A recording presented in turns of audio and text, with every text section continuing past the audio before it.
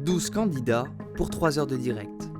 L'émission politique de France 2 réunissait jeudi 5 avril les principales têtes de liste des élections européennes 2019. Entre rappel au règlement... Il y a encore 10 personnes qui n'ont pas pris la parole. Quand ça commence à clignoter, ça veut dire que vous avez bientôt fini votre temps de parole. On est au bout. Cacophonie... On a du mal, laissez-moi intervenir. Attendez, s'il vous plaît. Non. Laissez-moi parler. et pointe d'humour, Commencez pas à être casse-pied, monsieur Asselineau. Vous avez mieux que ça. le débat a tenté de dégager des tendances politiques sur l'avenir de l'Union européenne.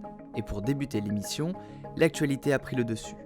Les candidats ont d'abord été interrogés sur le Brexit. Les Britanniques ont fait un choix qui est très clair, qui est celui de la démocratie. Ils ont fait le choix de quitter cette prison qui est devenue l'Union européenne. Le Brexit, c'est la sortie. Moi, j'espère que la France, elle aussi, elle va renouer avec la démocratie le plus vite possible. Le Brexit, c'est l'occasion de remettre à plat la construction européenne, de s'apercevoir des impasses de cette compétition de tous contre tous. Il ne faut pas avoir peur de sortir de l'Union européenne, ni de la construction européenne. Le Brexit, c'est une catastrophe. On voit avec le Brexit comment les passions tristes, la haine, le rejet de l'étranger amènent dans une impasse absolument totale. Thème majeur de la soirée, l'immigration. Un sujet qui a aussitôt suscité des oppositions frontales.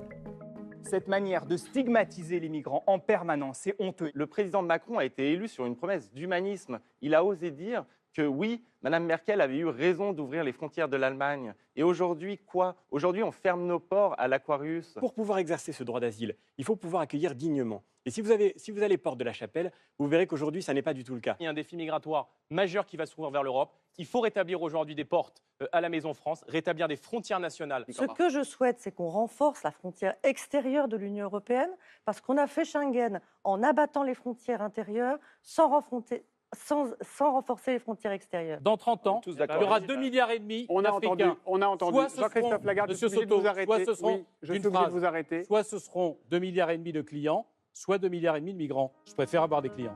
Les candidats ont ensuite été interrogés sur leur vision de l'écologie.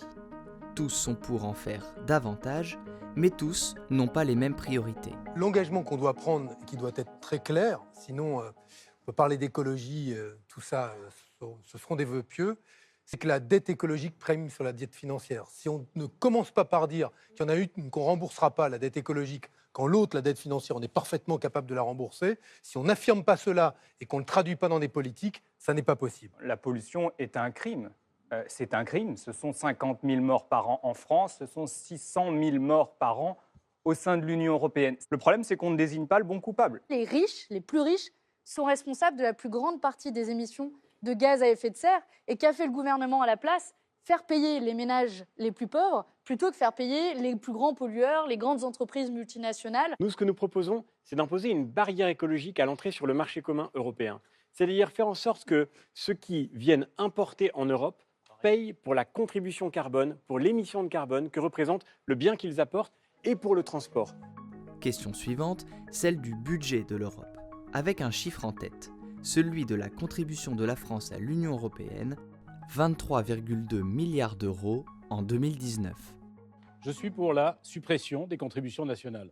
Aujourd'hui, on peut la remplacer par une taxe carbone et par une taxe sur les transactions financières. Ça permettrait de donner la même somme, mais de rendre aux Français 65 milliards en 7 ans. Il faut récupérer cet argent, ça fera 10 milliards par an et plus demain parce que ça ne cesse d'augmenter. Mais pour le faire, il n'y a pas de magie non plus. On ne va pas y mettre fin comme ça par l'opération du Saint-Esprit. On y mettra fin quand on n'y sera plus. C'est vrai, nous payons beaucoup, donc nous devons être exigeants avec ceux qui reçoivent beaucoup. On donne de l'argent à ceux qui nous concurrencent, qui délocalisent nos usines et pire, qui nous envoient des travailleurs détachés puisqu'ils ne payent pas les charges sociales françaises, mais ils payent les charges sociales des pays d'origine qui sont faibles. Si on veut être en capacité de contrer les Chinois, les Russes, les Américains, si on veut construire une économie puissante, si on veut faire notre transition énergétique, il faut plus de budget au niveau européen. Pour clarifier leur position, les candidats ont été invités à voter sur 4 sujets précis. L'entrée de la Serbie dans l'Union européenne, le transfert à l'Union européenne du siège que possède la France au Conseil de sécurité de l'ONU, l'interdiction du glyphosate d'ici 2023 et le maintien des candidats à leur poste de députés européens s'ils sont élus jusqu'en 2024. Finalement, malgré des thèmes nombreux et des enjeux complexes, chaque candidat aura eu moins de 15 minutes pour s'exprimer. Alors, si vous souhaitez y voir plus clair, nous vous avons indiqué quelques liens dans la description de cette vidéo. S'il vous plaît, vous savez qu'au Parlement européen, vous aurez un président de séance qui ne vous laissera pas faire.